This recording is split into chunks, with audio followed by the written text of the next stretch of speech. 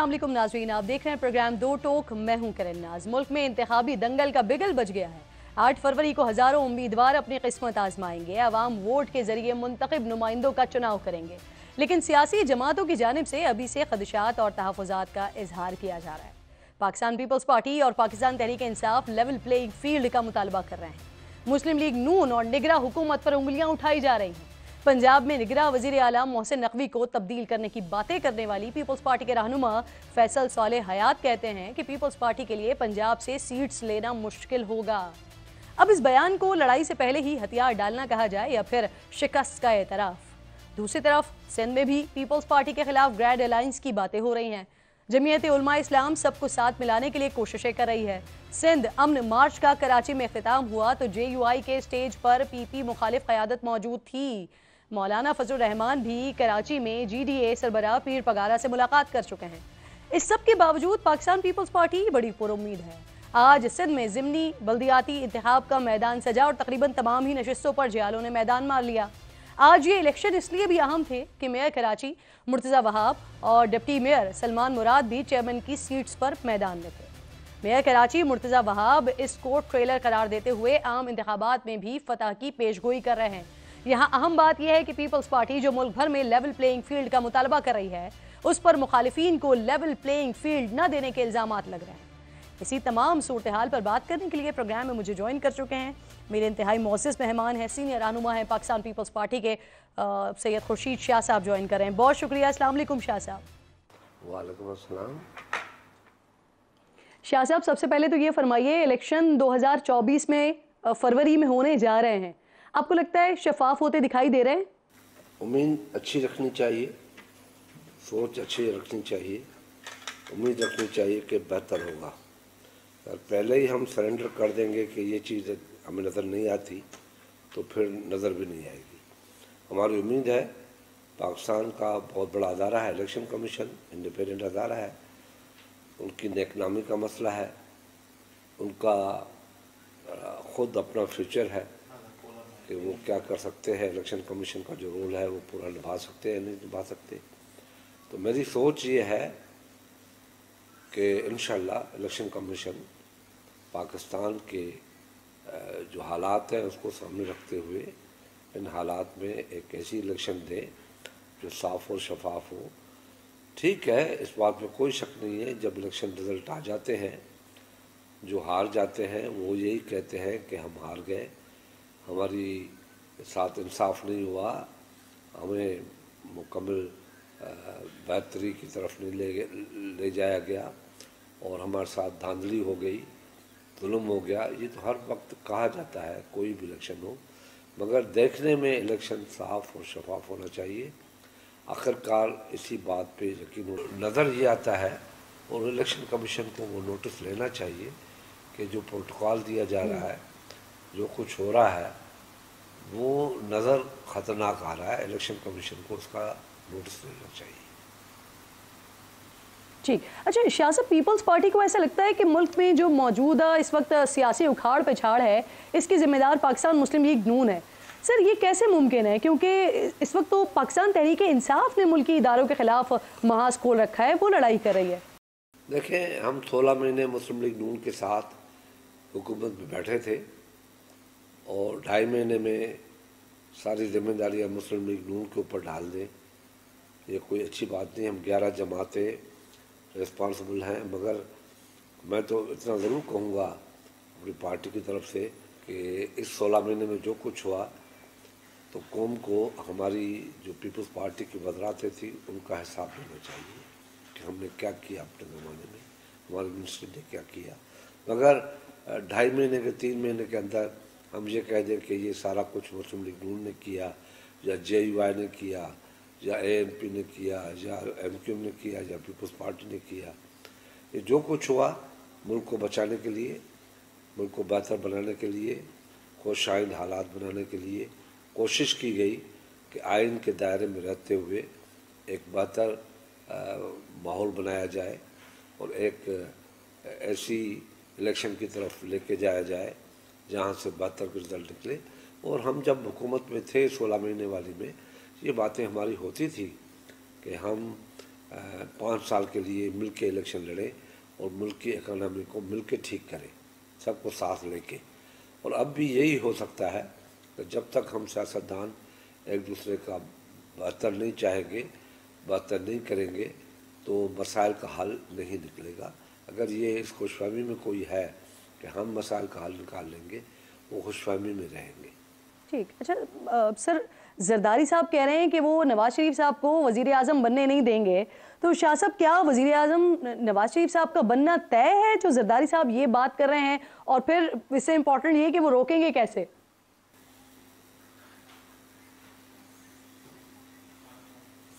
वो नवाज शरीफ के लिए तो नहीं कहा है, शहबाज के लिए कहा है। मगर देखें, हम हुकूमत में आना चाहते हैं, हम ये उम्मीद करते हैं कि पाकिस्तान के अवाम पीपल्स पार्टी को वोट देंगे। तो हम अगर पहले ही ये कह दें कि हम नवाज शरीफ को या शहबाज शरीफ को वज़ीर आज़म बनाएंगे, तो हमें वोट कौन देगा? हम तो इस उम्मीद में हैं इंशाअल्लाह ताला कि पाकिस्तान की हुकूमत पीपल्स पार्टी बनाएगी, और इंशाअल्लाह बनाएगी, वक्त साबित करेगा। शाह साहब, इसहाक डार साहब कह रहे हैं कि ट्रुथ कमीशन बनना चाहिए जो तयन करे कि माजी में हुकूमतें गिराने और बनाने में किसका क्या किरदार रहा है, और ये मिसाक जमहूरियत का नामुकम्मल एजेंडा है। सर ये बताइए, 5-5 साल आप दोनों की हुकूमत रही सर, इस टेन्योर के दौरान ये ट्रुथ कमीशन क्यों नहीं बन सका? शाह साहब, मैं इसहाक डार से मुत्तफिक हूँ, ट्रुथ कमीशन बनना चाहिए। ये मैंने भी कई मरतबा मुतालबा किया है कि पाकिस्तान के 76 साल में जो कुछ हुआ है वो आवाम के सामने लाया जाए, और ये क्या हालात इस मुल्क पाकिस्तान इन हालात पे कैसे पहुंचा, क्यों कर पहुंचा, उनके ज़िम्मेदार कौन है, वो तयन किया जाए। मैं 100% इसहाक डार से मुत्तफिक हूँ।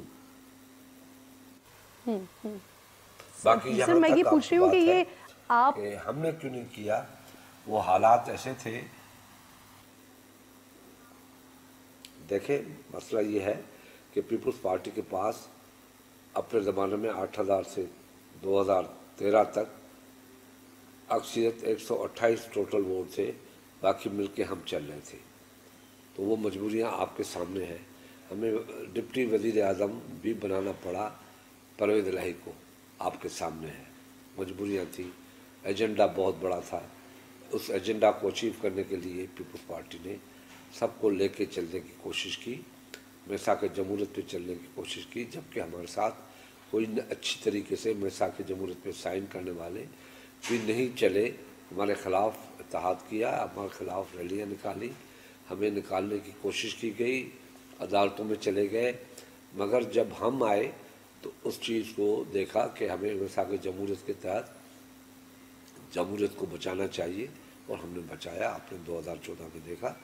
मगर हालात ऐसे थे हमारे ज़माने में, जो हमें NFC भी करना था, हमें कॉन्स्टिट्यूशन भी बहाल करना था, हमें वुमेन एम्पावरमेंट भी करना था, हमें सोशल प्रोग्राम भी देना था, हमें सूबों को अपनी पहचान भी देनी थी।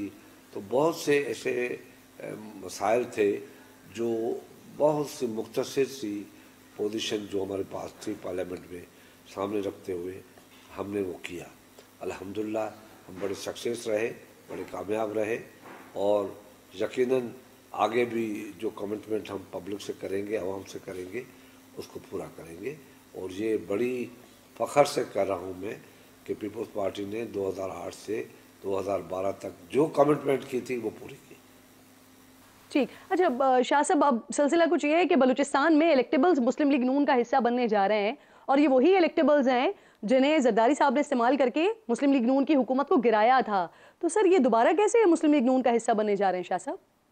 देखें, मुझे इस चीज़ का इल्म नहीं है, न कि मुझे गैब का इल्म है। अगर जा रहे हैं तो अपने ज़मीर से वो पूछ ले कि उनकी पोजीशन क्या है, वो क्यों जा रहे हैं। ज़मीर उनको बता देगा कि वो क्यों कर जा रहे हैं, किसकी वजह से जा रहे हैं।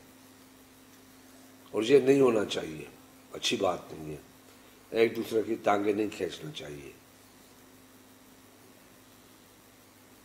ठीक, शाह साहब, पीपल्स पार्टी जिस तरह से तनकीद कर रही है آپ نے بھی آغاز میں بھی کہا کہ اگر ہم یہ کہہ دیں گے کہ وہ وزیر اعظم بن جائیں یا میاں صاحب وزیر اعظم بن جائیں تو پھر ہمیں ووٹ کیسے دے گا.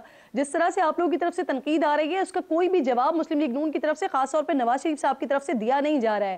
اب کہا جا رہا ہے کہ وہ تمام سیاسی جماعتوں کو مدعو کریں گے, تو اگر بلاتے ہیں تو کیا پیپلز پارٹی ان کی دعوت پر, ان کے بلاوے پر جائے گی سر؟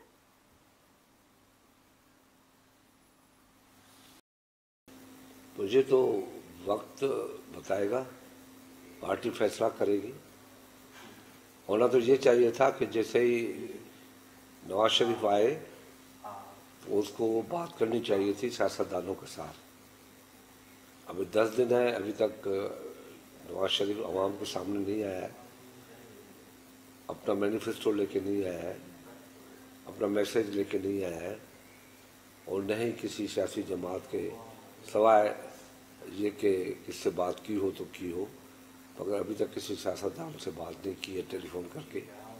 کسی سیاستدان نے مبارکباد دی ہو تو الگ بات ہے, مگر خود اس نے کسی سیاستدان سے بات نہیں کی جہاں تک کہ مجھے لگا. ٹھیک, تو سر اگر آپ لوگوں کو دعوت آتی ہے ملاقات کی تو کیا ڈیسائیڈ کریں گے, آپ کیا سمجھتے ہیں؟ یہ پارٹی ڈیسائیڈ کرے گی, اور ہم تو 16 مہینے ساتھ رہ کے ہیں, ہمیں کوئی مسئلہ تو نہیں ہے. 16 مہینہ ساتھ رہ کے ایک ساتھ چلے. ابھی کوئی جماعت کھڑے ہو کے تنقید کر دے کہ پیپلز پارٹی یہ ہے یہ ہے یہ ہے, تو بھائی 16 مہینے ہم ایک دوسرے کے ساتھ تھے, اس وقت ہم نظر نہیں آئے, اب نظر آتے ہیں کہ یہ ہم نے کیا, یہ برا کیا, یہ اچھا کیا. تو اس تنقید پہ سوچ سمجھ کے تنقید ہونی چاہیے. ٹھیک, شاہ صاحب مسلم لیگ نون صدر سے استعفے کا مطالبہ, کیا پیپلز پارٹی بھی چاہتی ہے کہ الیکشن سے پہلے عارف علوی صاحب مستعفی ہو جائیں؟ دیکھیں, آئین کے اندر یہ چیز موجود ہے کہ جب تک نیا پریزیڈنٹ نہیں آتا وہ رہے گا. آئین تو اس کو اجازت دیتی ہے. آئین کے خلاف جاتے ہوئے مطالبہ کرنا اچھی بات نہیں ہے. آئین کے اندر جو چیز موجود ہے اور مطالبہ کرنا, وہ خود دے دے استعفیٰ تو اچھی بات ہے, نہیں دیتا تو مطالبہ نہیں کرنا چاہیے. یہ آئین کی توہین ہے. شاہ صاحب اب یہ فرمائیے سر, آج پاکستان پیپلز پارٹی جو ہے وہ لیول پلینگ فیلڈ نہ ملنے کا شکوہ کر رہی ہے, لیکن نون لیگ اسی تناظر میں یہ کہتی ہے کہ 2013 کے جو انتخابات تھے وہ پاکستان پیپلز پارٹی کے لگائے ہوئے 2 وزرائے اعلیٰ کی موجودگی میں 2/3 اکثریت حاصل کر کے جیتے تھے مسلم لیگ نون نے. دیکھیں, ہم بے ایمان نہیں تھے, ہم نے دھاندلی نہیں کی. چاہے ہمارے لگائے ہوئے, میں تو لیڈر آف اپوزیشن تھا اس وقت, پرائم منسٹر جو تھا وہ شاہد خاقان عباسی تھا. کیسی باتیں وہ کرتے ہیں کہ ہمارے لگائے ہوئے, یہ تو متفقہ فیصلہ تھا. سر 2013 کی بات کر رہی ہوں میں شاہ صاحب, 2013 کی بات کر رہی ہوں. 2013 کے انتخابات جو مسلم لیگ نون نے 2/3 اکثریت سے جیتے تھے وہ اس کی بات کر رہے ہیں.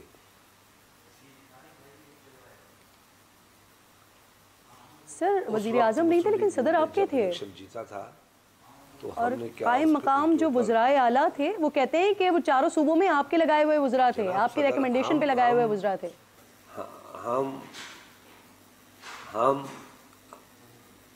ہم تو آج بھی اس بات کے قائل ہیں کہ حکومت جو موجود ہو وہی الیکشن کروائے. بہتر الیکشن ہوتے ہیں. کیئر ٹیکر کا صرف ڈرامہ صرف پاکستان میں ہے. پیپلز پارٹی کبھی بھی دھاندلی پہ یقین نہیں رکھتی. We believe in democracy. تو ہمارا یہ سب سے بڑا ثبوت ہے ڈیموکریٹک ہونے کا کہ ہم دھاندلی کے وسیلے نہیں آتے. I am grateful to Muslim League نون کہ وہ یہ اپریشیٹ کر رہے ہیں کہ ہمارے وزیر اعلیٰ ہوں, ہمارے وزیر اعظم ہوں, اس کے باوجود بھی الیکشن ایسی بہتر ہو کہ مخالف جیت جائے. ہم نے اپنے لیے کوئی پلاننگ نہیں کی. یہ کریڈٹ کا بہت بہت شکریہ مسلم لیگ نون کا. سر نون لیگ کہتی ہے 2013 میں وزیر اعلیٰ پنجاب, نگراں وزیر اعلیٰ پنجاب نجم سیٹھی صاحب, وہ ریکمنڈیشن تھی پاکستان پیپلز پارٹی کی آصف علی زرداری صاحب کی, اور اس پر ان کو وزیر اعلیٰ لگایا گیا تھا. لیکن بعد میں پھر ان پر نون لیگ کی حمایت کا الزام لگتا رہا. اب محسن نقوی صاحب, جن کو زرداری صاحب اپنا بچہ کہتے تھے, لیکن اب انہیں نون لیگ کا ملازم کہا جا رہا ہے. شاہ صاحب دیکھیں, میں آپ کا سوال ابھی تک سمجھا نہیں کہ آپ چاہتی کیا ہے. میں نے تو یہ کہہ دیا کہ ہمارا وزیر اعلیٰ, ہمارا وزیر اعظم اس کے باوجود بھی الیکشن مخالف جیت جائے تو اس سے بڑی بہتر کوئی اور پوزیشن ہوگی؟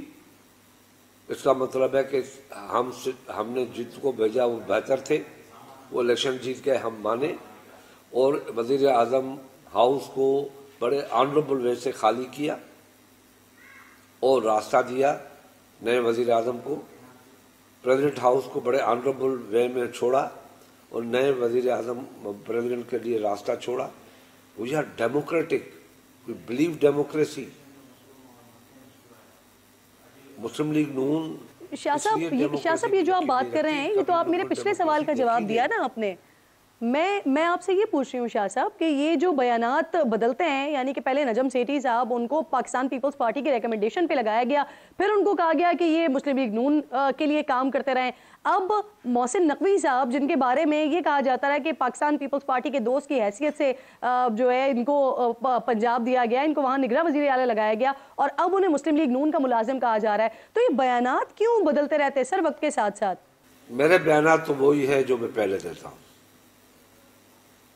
میں آج بھی یہ کہتا ہوں کہ چھوڑ دو کیئر ٹیکر گورنمنٹ کو، وہی حکومت جو سٹنگ گورنمنٹ ہے وہ الیکشن کروائے۔ یہ پاکستان کے اندر ڈرامے چلتے رہیں گے۔ سٹنگ گورنمنٹ جو پہلے حکومت الیکشن کرواتی تھی، دنیا میں بھی یہی ہے، ہر ڈیموکریسی میں یہی ہے، تو اس کو ہی کروانا چاہیے۔ یہ سٹنگ گورنمنٹ میں بیٹھ کے پھر کیئر ٹیکر آتے ہیں، پھر ڈرامے ہوتے ہیں، پھر کون کسی کا ہے کس کا نہیں ہے، بک گیا، یہ ہو گیا، فلانے کا پتر بن گیا، فلانے کا بیٹا بن گیا، فلانے کا دوست بن گیا، تو ان ڈراموں سے جان چھوڑانی پڑے گی ہمیں آگے چل کے۔ جی ٹھیک۔ اچھا شاہ صاحب، سندھ میں تو شاید پاکستان پیپلز پارٹی میں پچھلے 15-16 سال سے حکومت بنا رہی ہے، تو وہاں تو بآسانی آپ جیت جائیں، لیکن پنجاب کی صورتحال وہی ہے جو 2013 اور جو 2018 میں تھی سر۔ آپ کی اپنی جماعت کے رہنما ہے فیصل صالح حیات صاحب، وہ بھی یہی کہہ رہے ہیں کہ پنجاب میں صوبائی اور قومی اسمبلی کی نشست سے دوبارہ حاصل کرنا مشکل ہوگا، تو یہ مقابلے سے پہلے ہی شاہ صاحب شکست کا اعتراف نہیں ہے؟ یہ میرے بھائی فیصل بھائی کی اپنی ذاتی سوچ ہو سکتی ہے۔ پنجاب میں ابھی بھی بہت بڑا پلیٹ فارم پیپلز پارٹی کے لیے ہے۔ پیپلز پارٹی نے جنم لاہور میں لیا، پیپلز پارٹی کا جنم لاہور میں ہوا ہے۔ آج بھی ہم کوشش کر رہے ہیں، محنت کر رہے ہیں، پوری امید ہے کہ ہم بہتر پوزیشن میں جائیں گے پنجاب میں اس وقت انشاءاللہ۔ بہت شکریہ آپ کا سید خورشید شاہ صاحب، پاکستان پیپلز پارٹی کے سینئر رہنما پروگرام میں میرے ساتھ موجود تھے۔ ہم گفتگو کر رہے تھے ٹروتھ کمیشن، جس کے حوالے سے اسحاق ڈار صاحب نے بات کی ہے۔ شاہ صاحب کہہ رہے ہیں کہ ٹروتھ کمیشن کے حوالے سے تو میں کافی عرصے سے کہہ رہا ہوں کہ اسے بننا چاہیے، ساتھ ساتھ جو 16 مہینے کی حکومت رہی ہے اس بارے میں شاہ صاحب کہتے ہیں کہ 11 جماعتوں نے مل کر یہ حکومت بنائی ہے، تو کسی بھی قسم کی ذمہ داری کسی ایک جماعت پر نہیں ہونی چاہیے، یہ بڑی بات کر رہے ہیں۔ بہت شکریہ آپ کا ایک بار پھر۔ نوابزادہ خالد مقسی صاحب مجھے اس وقت پروگرام میں جوائن کر رہے ہیں، جو کہ منتخب ہوئے ہیں باب پارٹی کے صدر۔ بہت شکریہ، السلام علیکم نواب صاحب۔ سب سے پہلے تو یہ فرمائیے، بلوچستان عوامی پارٹی کی صدارت کے لیے مبارکباد قبول کیجئے ہماری طرف سے۔ یہ بتائیے سر، آپ اس سے پہلے بھی بڑی اہم ذمہ داریاں ادا کر چکے ہیں، یہ اس وقت باب پارٹی کے الیکشنز ہونا اور عبدالقدوس بزنجو صاحب کو عہدے سے ہٹانا، صدارت سے ہٹانا، اس کی کیوں ضرورت پیش آئی سر؟ شکریہ جی۔ اصل بات یہ ہے کہ قدوس صاحب کو ہم نے مشاورت کے ساتھ کہا، ان کی طبیعت ٹھیک نہیں تھی، وہ اپنی ڈیوٹی نہیں سر انجام دے سک رہے تھے، تو مشورے کے ساتھ ہی ہم نے طے کیا کہ اچھا سر، جام کمال صاحب پارٹی کے صدر ہیں، جب ان کی صدارت ختم ہوئی اس وقت بھی وہ صدارت واپس لینے کے لیے کوششیں کرتے رہے، تو کیا اس بار بھی انہوں نے کوششیں کی ہیں یا وہ آپ کے ساتھ ہیں؟ تو جام صاحب کا ابھی تک ڈیسائیڈ نہیں ہوا، انہوں نے سننے میں کہ مسلم لیگ میں جا رہے ہیں، یہی انہوں نے جب میری گفتگو ہوئی ہے، تو اب دیکھتے ہیں کیا ہوتا ہے آنے والے وقت میں۔ اچھا سر، یہ بتا دیجئے اس وقت کتنے لوگ ہیں آپ کی پارٹی میں جو پارٹی چھوڑ کر مسلم لیگ نون میں جا رہے ہیں، یا پھر ان سے پارٹی چھڑوائی جا رہی ہے؟ مقسی صاحب سر میں نے توجہ نہیں دی اس کی طرف، جس نے جانا ہے پر ہم کیا کہہ سکتے ہیں، باقی ہمارے ساتھی جو ہیں جو ہم لائک مائنڈڈ تھے اس پارٹی کے ساتھ، ہم تو ہیں ابھی سارے کھڑے ہیں انشاءاللہ۔ پتہ ہے سارے نام آ گئے ہیں نا، جو ایاز صادق صاحب سے ملاقات کی انہوں نے، وہ تو لسٹ ابھی کیا ہے، مگر ہم پرانے ساتھی سارے کافی جو مین ساتھی ہیں ابھی تک ہیں، ابھی تک مضبوط ہے پارٹی مطلب ہے سر۔ اسی تناظر میں سر پاکستان پیپلز پارٹی کہہ رہی ہے، الزام لگا رہی ہے کہ نون لیگ میں جو الیکٹیبلز شامل ہو رہے ہیں وہ شامل ہو نہیں رہے بلکہ انہیں شامل کروایا جا رہا ہے. آپ خود بھی بتا رہے ہیں کہ آپ کی پارٹی سے لوگ جا رہے ہیں, تو آپ کو کوئی اعتراض نہیں ہے اس پر؟ اب ہم اعتراض کیا کریں جی, بڑے بڑے لوگ اعتراض نہیں کرتے تو ہم کیا کریں؟ کون سی پارٹی ہے جس کا اسٹیبلشمنٹ سے تعلق نہیں ہے, مجھے بتائیں ذرا. آپ ایک تو نام گن کے تو بتا دیں. خالد مکسی صاحب بہت بہت شکریہ, پروگرام میں آپ ساتھ موجود تھے. باب پارٹی کے صدر منتخب ہوئے ہیں, مبارکباد قبول کیجئے. ونس اگین پروگرام میں ایک چھوٹا سا بریک شامل کرتے ہیں ناظرین. بریک کے بعد جب واپس آئیں گے تو فلسطین کے حوالے سے بات ہوگی اور حافظ حمداللہ صاحب پروگرام میں ساتھ موجود ہوں گے. بریک لیجئے.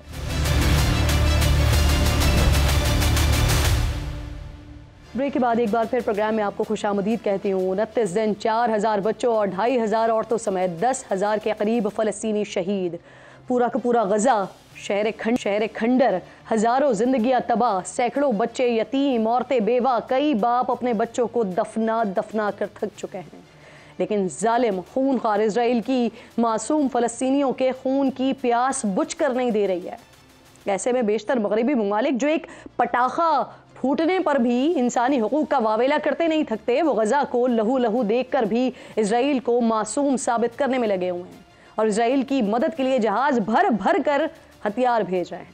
اور اسی شے پر اسرائیل معصوم فلسطینیوں کا خون بہانے سے باز نہیں آ رہا. سکولز, ہاسپٹلز, پناہ گزین کیمپس کے بعد اب تو زخمیوں اور میتیں لے جانے والی ایمبولینسز پر بھی اسرائیلی فورسز بم برسا رہی ہے. حماس کی طرف سے بتایا گیا ہے کہ اسرائیلی حملوں اور فضائی بمباری کے نتیجے میں ان کے زیر حراست 60 یرغمالی لاپتہ ہو گئے ہیں. بے انتہا بمباری کر کے اسرائیل نہ جانے کون سی جنگ ہے جو جیتنے کی کوشش میں ہے, لیکن ایسے میں بھی اپنا سب کچھ کھو دینے والے فلسطینیوں کی ہمت کو سلام ہے, جو اس حد سے زیادہ ظلم کے بعد بھی ہار نہیں مان رہے ہیں. فلسطینیوں کی یہی بے خوفی اسرائیل کو شکست کے خوف میں مبتلا کیے ہوئے ہے, اور اب اسی بے خوف جذبے کو ختم کرنے کے لیے اسرائیلی وزیر غزہ میں جنگ جیتنے کے لیے ایٹم بم گرانے تک کے انسانیت سے گرے ہوئے آپشن دینا شروع ہو چکے ہیں. اس سنگین صورتحال نے پوری دنیا کو ہلا کر رکھا ہوا ہے. سفارتی کوششیں ہو رہی ہیں, دنیا کے اہم رہنما مل کر اس لڑائی کو رکوانے کی کوششیں کر رہے ہیں, لیکن امریکہ اسرائیل کی پشت پناہی پر کھڑا ہوا ہے. عمان میں عرب وزرائے خارجہ کے اجلاس میں اردن اور مصر نے غزہ میں فوری جنگ بندی کا مطالبہ کیا تو امریکی وزیر خارجہ نے یہ کہہ کر مسترد کر دیا کہ اس سے حماس کو فائدہ ہوگا. اسی دوران اسرائیل نے غزہ شہر کے ایک سکول پر بمباری کی ہے, جس کے نتیجے میں بڑی تعداد میں ہلاکتوں کا امکان ہے, جبکہ اس سے پہلے اسرائیلی فورسز نے گزشتہ روز غزہ میں اسپتال کے باہر ایمبولینسز کے قافلے پر حملہ کر کے درجنوں فلسطینیوں کو شہید کر دیا تھا. اسی حملے پر اقوام متحدہ کے سیکرٹری جنرل نے کہا ہے کہ ایمبولینسز پر اسرائیلی حملے سے وہ شدید خوفزدہ ہیں. اس لڑائی کو رکنا چاہیے, فوری رکنا چاہیے, لیکن اسرائیل اس بربریت کو روکنے کے بجائے اس میں مزید تیزی کر رہا ہے. اور اب اسرائیل نے شمالی غزہ پر حملے تیز کرتے ہوئے فلسطینی شہریوں کو 4 گھنٹوں کے اندر جنوبی غزہ کی طرف نقل مکانی کرنے کی ڈیڈ لائن دے دی ہے, لیکن المیہ یہ ہے کہ نقل مکانی کرنے والوں پر بھی بمبارٹمنٹ کی جا رہی ہے. غزہ میں معصوم شہریوں کی بڑی تعداد میں شہادت پر عالمی سطح پر لوگوں میں غم و غصہ بڑھ رہا ہے. دنیا بھر میں لاکھوں لوگ سڑکوں پر اسرائیلی بربریت کے خلاف نکل کر فوری جنگ بندی کا مطالبہ کر رہے ہیں. ایسے کڑے وقت میں پاکستان بھی اپنے فلسطینی بھائیوں کے ساتھ کھڑا ہے. 2000 پاکستانی ڈاکٹرز اور پیرامیڈکس علاج کے لیے غزہ جانے کے لیے تیار ہیں. غزہ میں فلسطینی بھائیوں سے اظہار یکجہتی اور غزہ پر اسرائیل کے حملے کے خلاف آج تحریک لبیک پاکستان نے اسلام آباد میں طوفان الاقصی ملین مارچ ریلی کا انعقاد کیا ہے. پاکستانیوں کی طرف اخلاقی سپورٹ کے ساتھ مالی امداد بھی غزہ پہنچائی جا رہی ہے پاکستان کی طرف سے, جبکہ آج جمعیت علماء اسلام کے سربراہ مولانا فضل الرحمان قطر پہنچے ہیں, جہاں انہوں نے حماس کے رہنماؤں اسماعیل ہانیہ اور خالد مشعل سے ملاقات کی ہے, جس میں فلسطینیوں کے ساتھ مکمل یکجہتی کا اظہار کیا گیا. اب سے کچھ دیر پہلے ترک صدر طیب اردوان نے کہا ہے کہ ہمارا فرض ہے کہ ہم اپنے فلسطینی بھائیوں کو اسرائیلی جبر سے بچائیں اور دنیا کی نظروں کے سامنے غزہ میں ہونے والے قتل عام کو روکیں. ترک صدر نے یہ بھی کہا تھا کہ ان کے انٹیلیجنس چیف غزہ کی صورتحال پر حماس سے رابطے میں ہیں. لیکن سوال یہ ہے ناظرین کہ یہ جنگ کب رکے گی, یہ جنگ کیسے رکے گی, فلسطینیوں کی زندگی میں امن اور سکون لوٹے گا, کب اسرائیلی مظالم کے آگے بند باندھے جائیں گے. ان سوالات کا جواب اب دنیا, خاص طور پر مسلم ممالک کو ایک ساتھ بیٹھ کر ڈھونڈنا ہوگا, کیونکہ بس اب بہت ہو چکا ہے. فلسطینیوں کو چین سے جینے اور آزادی اور سکون کے ساتھ اپنے گھروں میں رہنے کا فوری حق ملنا چاہیے اور اسرائیل کو اس کے جرائم کی کڑی سزا بھی ملنی چاہیے تاکہ وہ آئندہ کسی پاگل جانور کی طرح بے گناہ فلسطینیوں کو نقصان نہ پہنچا سکے۔ اس معاملے پر بات کرنے کے لیے اور دیگر پولیٹیکل معاملات کو ڈسکس کریں گے، پروگرام میں مجھے جوائن کر چکے ہیں JUI سے حافظ حمداللہ صاحب۔ بہت شکریہ سر، السلام علیکم۔ سلام حمداللہ صاحب، سب سے پہلے تو مستونگ دھماکے کے بعد آپ پہلی بار آج میرے شو پر آ رہے ہیں، تو سب سے پہلے اپنی طبیعت کے بارے میں بتائیں، بہتر ہیں آپ، صحت مند ہو چکے ہیں مکمل طور پر، کیسا فیل کر رہے ہیں اس وقت؟ بہت بڑی مہربانی ڈاکٹر صاحب، بنیادی طور پر تو پہلے سے کافی بہتر ہوں، انشاءاللہ آگے بھی امید ہے بہتری کی۔ الحمدللہ الحمدللہ۔ سر اب یہ فرمائیے، مولانا صاحب اس وقت قطر میں ہیں، ان کی حماس کی قیادت سے ملاقات بھی ہوئی ہے، غزہ کی جو اس وقت صورتحال، جو ویڈیوز ہمارے سامنے آتی ہیں یا جو کچھ ہم ٹی وی پر دیکھ رہے ہیں یا دکھا سکتے ہیں، وہ انتہائی تشویشناک ہے۔ اسماعیل ہنیہ صاحب نے کیا بتایا ہے اور کیا مولانا صاحب کی مزید ملاقاتیں بھی طے ہیں اس وقت؟ بسم اللہ الرحمن الرحیم۔ دیکھیں، بنیادی طور پر تو آپ کو معلوم ہے کہ جمعیت علماء اسلام روز اول سے جب سے اسرائیل نے غزہ کے مظلوم عوام پر، فلسطین کی مظلوم مسلمانوں پر، جس میں انہوں نے کسی کو بھی معاف نہیں کیا، اسرائیلی ایک درندے کی حیثیت سے ایک ریاستی دہشت گردی کی شکل میں بچوں کو، خواتین کو، بوڑھوں کو، ایمبولینسز کو، ہسپٹل کو، تعلیمی اداروں کو، مساجد کو، سب کو نشانہ بنایا ہے۔ یعنی ساری چیزیں انہوں نے اپنے بمباری سے اور اپنے جنگجویانہ رویے سے اور کردار سے زمین بوس کیا۔ یہ تو میرے خیال میں کسی سے بھی ڈکی چھپی نہیں ہے، لیکن ستم ظریفی یہ ہے کہ امریکہ بہادر اور مغرب بھی اسرائیل کی اس دہشت گردی کی پشت پر کڑی ہے، اور دوسری طرف جو OIC ہے اور عرب لیگ ہے، اس کا کردار بھی آپ کے سامنے ہے۔ جہاں تک جمعیت علماء اسلام کی بات ہے، جمعیت علماء اسلام روز اول سے جو پاکستان کے آئین اور قانون جمہوری طریقے سے ایک مظلوم فلسطینی مظلوم عوام، اسرائیل کی مخالفت میں، اسرائیل کی جارحیت، ان کی دہشت گردی، ریاستی دہشت گردی کے خلاف، اور مظلوم فلسطینیوں اور حماس کی حمایت میں آپ دیکھتے ہیں لاکھوں کا اجتماع پشاور میں، اسی طرح کوئٹہ میں اور سندھ کراچی میں۔ آپ کے سامنے میرے خیال میں اس قسم کا کردار پاکستان میں حکومت اور ریاست بھی ادا نہیں کر چکی ہے جو جمعیت علماء اسلام ادا کر چکی ہے۔ ایک سیاسی مذہبی پارٹی یہی کر سکتی ہے۔ اس سلسلے میں جمعیت علماء اسلام نے مولانا فضل الرحمن صاحب کے حکم پر ان کی قیادت میں چاروں صوبوں سے جتنی بھی ان کے حجم ہے، ان کی حیثیت ہے، کروڑوں روپے چندہ فنڈ جمع کر کے فلسطینی مظلوم مسلمانوں کے لیے اور ان کی مدد کے لیے یہ مالی مدد کا بھی مطالبہ کیا گیا، جو الحمدللہ کافی حد تک اس میں جمعیت علماء اسلام کامیاب ہوئی۔ تو اس سلسلے میں مولانا صاحب قطر پہنچے۔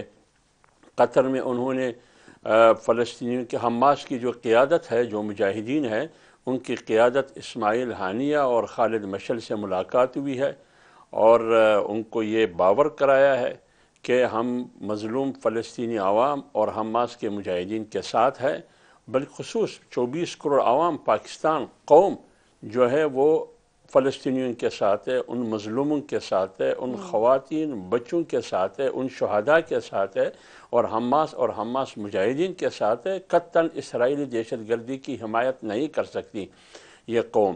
تو اس سلسلے میں مولانا صاحب نے وہ پیغام دے دیا جو پیغام یہاں جلسوں میں وہ دے رہے تھے، حمایت کی اور شانہ بشانہ کھڑے ہونے کی، اور مولانا صاحب نے بھی اور اسماعیل نے۔ غزہ کا گیٹ وے ہے وہ مصر ہے، وہیں سے ہی تمام امداد ہے جو غزہ تک پہنچائی جا رہی ہے، وہیں سے فلسطینیوں کا انخلا بھی ہو رہا ہے، تو کیا مولانا صاحب وہاں جائیں گے سر؟ دیکھیے، ابھی تک یہ فیصلہ نہیں ہوا ہے، میرے علم میں نہیں ہے کہ مولانا وہاں جائیں گے، لیکن اتنا مجھے پتہ ہے کہ وہ ترکی جائیں گے۔ ترکی جانے کا پروگرام ہے، وہ وہاں سے پھر ترکی جانے کا پروگرام ہے، پھر آگے 1 ہفتے کا یہ ٹور ہے، مولانا صاحب کا یہ وزٹ ہے اسی سلسلے میں۔ کہاں کہاں جانا ہے، کس کس سے ملنا ہے، یہ بعد میں پتہ چلے گا، کیونکہ اس دورے کو کافی خفیہ رکھا گیا تھا، شاید کسی کو بھی پتہ نہیں تھا کہ مولانا صاحب قطر جا رہے ہیں، حالانکہ مولانا صاحب کراچی گئے تھے، سب کو یہ یقین تھا کہ مولانا واپس اسلام آباد آئیں گے، لیکن لوگ اسلام آباد میں انتظار کرتے رہے، لیکن وہ قطر پہنچ گئے۔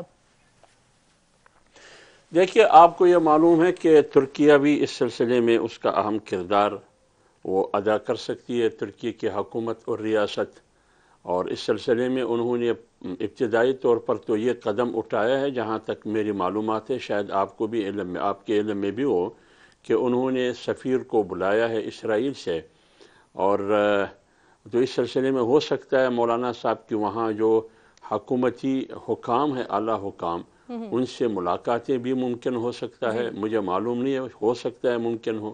تو اس سلسلے میں آپ کو معلوم ہے کہ کیا باتیں ہونی چاہیے۔ ایک ہی بات ہے کہ جو اسرائیل دہشت گردی کر رہا ہے، اس میں امت مسلمہ کردار ادا کرے، مسلم حکمران اس میں کردار ادا کرے، اویسی اس میں کردار ادا کرے۔ بالکل آپ صحیح کہہ رہے ہیں سر، آگے بڑھ جاتے ہیں۔ اب حمداللہ صاحب، آپ لوگ جنوری میں الیکشنز کی مخالفت کر رہے تھے سر، اس پر راضی نہیں تھے آپ، اب مولانا صاحب اس کو آگے بڑھانے کا مطالبہ کر رہے تھے۔ اب جو تاریخ یعنی 8 فروری کی سامنے آئی ہے، یہ پچھلی جو تاریخ کے بارے میں کہا جا رہا تھا کہ اس تاریخ تک الیکشنز ہو جائیں گے، اس سے 10 دن آگے ہے، یہ آپ کے لیے قابل قبول ہے؟ دیکھیے، میں مولانا صاحب نے کوئی بالکل حقیقتاً ایک گراس روٹ لیول کو دیکھ کر انہوں نے ایک تجویز دی۔ مولانا تجویز دے سکتا ہے بطور ایک سیاسی قیادت، ایک قومی لیڈر کے، فیصلہ تو نہیں کر سکتا ہے۔ مولانا نے الیکشن کمیشن کو تجویز دی، مولانا صاحب نے، کہ جنوری میں خیبر پختونخوا کے بالائی علاقوں میں اور بلوچستان میں انتہائی سردی ہے، اور لوگ پہاڑوں سے اپنے علاقوں سے نقل مکانی کرتے ہیں شہروں کی طرف، اور پھر اس میں خواتین ہیں، بوڑھے ہیں، تو یہ کیسے جا سکتے ہیں، پھر وہاں برفباری ہوتی ہے وہاں۔ مولانا صاحب نے ایک تجویز دی جو ایک حقیقت ہے، اگر الیکشن کمیشن اس تجویز کو مانتے تو فبیہا، بہت اچھی بات، جب نہیں مانا اس صورتحال میں بھی جمعیت علماء اسلام الیکشن میں جانے کے لیے اور لڑنے کے لیے یہ تاریخ آپ کے لیے قابل قبول ہے۔ سر یہ فرمائیے، بڑا کردار مولانا صاحب کا رہا ہے، مولانا صاحب نے پی ڈی ایم کی قیادت کی اور اسی کی بدولت خان صاحب کی حکومت گرائی، اور پھر 16 مہینے یہ پی ڈی ایم اتحاد نے حکومت کی ہے۔ اب میاں صاحب کی واپسی ہوئے تقریباً 2 ہفتے ہو چکے ہیں، ان 2 ہفتوں سے زیادہ کے عرصے میں کیا مولانا صاحب اور میاں صاحب کا کوئی رابطہ وغیرہ ہوا ہے، کوئی بات چیت ہوئی ہے ابھی تک؟ دیکھیے، میں کنفرم نہیں کہہ سکتا ہوں، نہ میں نے مولانا صاحب سے پوچھا ہے، اگرچہ میری 1-2 ملاقاتیں مولانا صاحب سے ہوئی ہے، تو میں نے یہ پوچھا نہیں ہے۔ میری معلومات جو جہاں تک ہے، شاید رابطے ہوئے ہیں فون پر، لیکن ان ایام میں مولانا صاحب کی بھی مصروفیت تھی، شاید میاں صاحب کی بھی مصروفیت تھی، تو ان مصروفیات کی وجہ سے بیٹھک نہیں ہوئی، ان کی آپس میں نشست نہیں ہوئی ایک دوسرے کے ساتھ، تو اتنا ہی میں کہہ سکتا ہوں۔ باقی مؤثر رابطے ہے نہیں ہے، آگے کیا ہوا، کیا فیصلے ہوئے، آگے میں کچھ نہیں کہہ سکتا۔ سر اختر مینگل صاحب کہتے ہیں کہ جو 16 مہینے حکومت کی ہے آپ لوگوں نے، اس میں سوائے اپنے کیسز ختم کروانے کے اور کچھ نہیں حاصل کیا پی ڈی ایم نے۔ ان کا یہ بھی دعویٰ ہے کہ حکومت بھی اسٹیبلشمنٹ کی وجہ سے ملی ہے، تو سر وہ غلطی تسلیم کر رہے ہیں، کیا کہیں گے آپ اس پر؟ دیکھیے، میں کیا کہوں اس سلسلے میں، سردار اختر جان مینگل بلوچستان کے حوالے سے قومی سیاست میں ان کا ایک رول اور ایک کردار ہے، اور پی ڈی ایم کا حصہ بھی رہا ہے، اور 3.5 سال یا 3 سال وہ پی ٹی آئی کی حکومت میں بھی رہا۔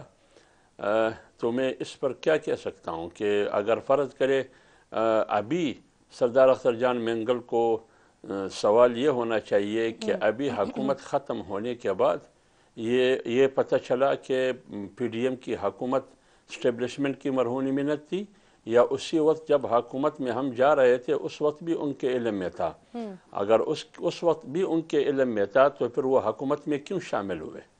اور دوسری بات یہ ہے، یہ کیا ان کے علم میں نہیں تھا کہ پی ٹی آئی اور عمران خان کو ملک پر کس نے مسلط کیا.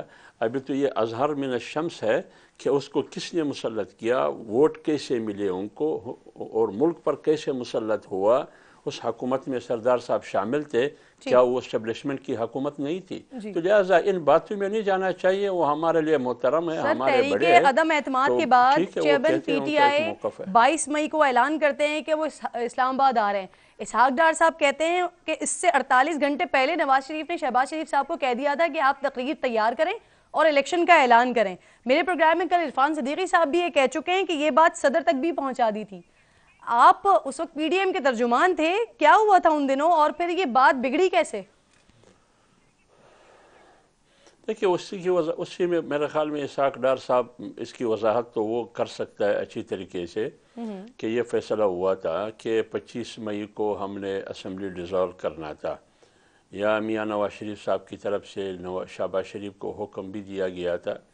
یہ اس کی وضاحت تو وہ کر سکتے ہیں, لیکن پھر کیا ہوا, کیوں ہوا, اس کی وضاحت بھی اسحاق ڈار نے سلیم صافی کے ساتھ کی کہ جب عمران خان نے پی ٹی آئی کی چیئرمین نے وہاں پشاور میں بیٹھ کر دھمکی دی کہ میں نے آنا ہے, اور ان کو شاید ان کے علم میں یہ تھا, ان کے یا شاہ محمود قریشی کے علم میں یہ تھا کہ اسمبلی ڈیزالو ہو جائے گی, لیکن جان بوجھ کر عمران خان جن کے اشاروں پہ ملک میں سیاست کرتے رہے اور فیصلے کرتے رہے, شاید ان کا اسی پریس کانفرنس کے دورانیے میں آپ کو یاد ہوگا ایک فون بھی آیا, لیکن وہ فون شاہ محمود منتیں کرتا رہا کہ فون سنیے, لیکن عمران خان فون سننے کے لیے تیار نہیں تھا, چیئرمین پی ٹی آئی.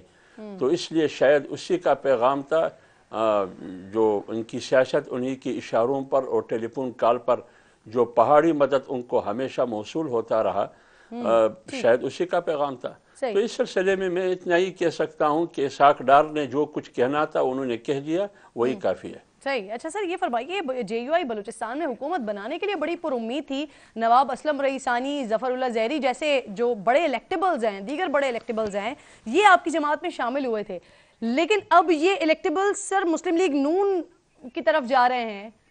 کیا ہواؤں کا رخ وغیرہ تبدیل ہوا ہے سر؟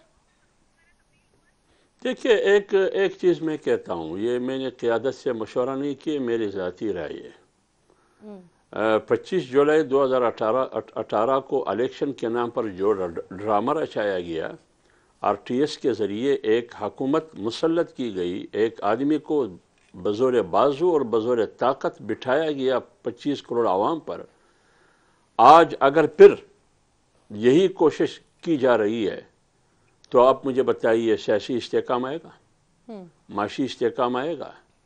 اگر یہ آغاز اس وقت بھی, اگر آپ کو یاد ہے, میاں نواز شریف صاحب کو ہٹانے کے لیے آغاز بلوچستان سے ہوا نا, جو نون پارٹی تبدیل ہوئی باپ پارٹی میں.